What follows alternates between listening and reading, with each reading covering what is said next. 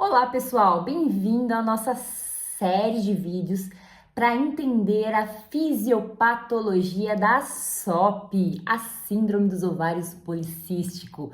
Vem comigo!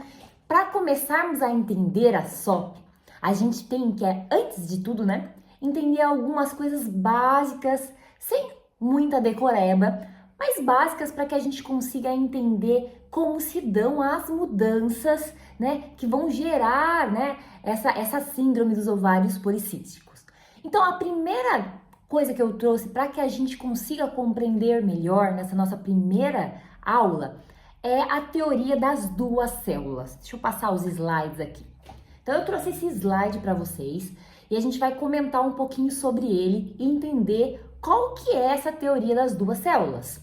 Quem são as duas células? As duas células são as células da teca e as células da granulosa.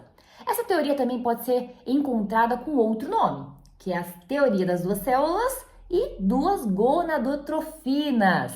E quando a gente fala nas duas gonadotrofinas, quais são essas que a gente está falando?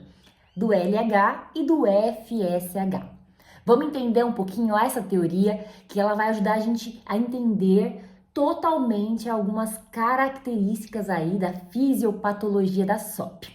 Então, para a gente recordar, as células da teca, gente, ela vai formar, como tem nessa imagem, aqui nas duas, a parte mais externa ali do nosso folículo ovariano, que nessa imagem aqui do Tortora, ela tá aí em rosinha, E no nosso esquema, ela tá aqui em laranja. E as células da granulosa vai formar essa região mais interna, que está aqui na figura do Tortora em azul, Azul, e aqui na nossa figura tá meio rosa. Então, vamos entender, como essa célula da teca mais externa e a célula da granulosa mais interna, elas funcionam, Então, as células da teca, ela até pode ser dividida, Ela é dividida em duas, teca interna e teca externa, mas a teca interna que é a importante pra gente, porque é a teca interna que vai ser altamente vascularizada e ela vai conter um receptor muito importante para uma gonadotrofina, que é o LH, como tem aqui no nosso esquema também. Então, pra gente lembrar, células da teca mais externa tem o receptor para o LH. E o que essa célula da teca vai fazer, gente? Quando a gente tem a ligação do LH, esse receptor, essa célula vai fazer a conversão do colesterol em andrógenos. Sim, hormônios andrógenos aí, Principalmente a androstenediona e a testosterona. Então a gente vai ter essa conversão, Lembrando que os nossos hormônios eles vão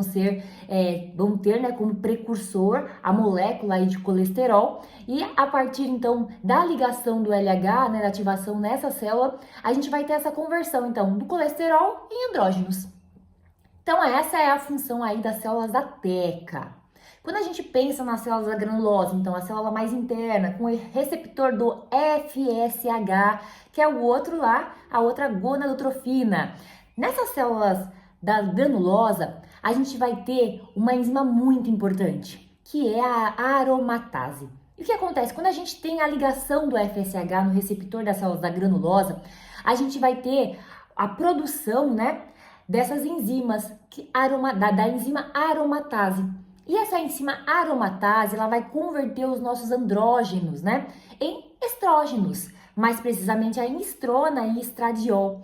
Então, é ela que vai ser a responsável pela conversão, dos hormônios andrógenos em estrógenos, Então, pela produção aí de hormônios femininos pela célula da granulosa. Então, para a gente fechar essa teoria das duas células e duas gonadotrofinas, o que a gente pensa para a gente decorar de uma vez por toda? Células da teca, em laranja aqui, ela vai ter o receptor de LH, ela vai transformar então o colesterol em andrógenos. Essa célula mais externa, a gente vai ter a produção de fora para dentro.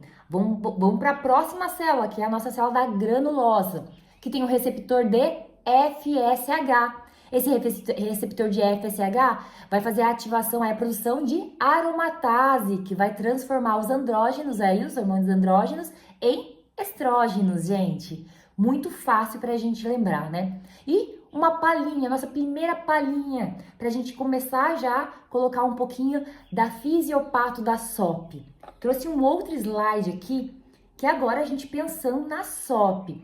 Na SOP a gente vai ter uma disfunção do eixo hipotálamo hipófise gonadal, que é o eixo principal ali para nossa produção do que? O hipotálamo hipófise, né? O hipotálamo vai produzir GNRH, que vai fazer com que, né? Vai ser secretado, né? E aí vai fazer com que a hipófise produza LH e FSH. Esse LH e o FSH, como a gente viu, eles vão atuar lá no ovário, nas nossas gônadas femininas. Então, a gente vai ter uma disfunção desse eixo. E nessa disfunção, no caso da SOP, o que acontece? A gente tem uma hipersecreção de LH, né? Geralmente, nos estudos, eles trazem que mais que 75% das mulheres com SOP apresentam essa hipersecreção de LH.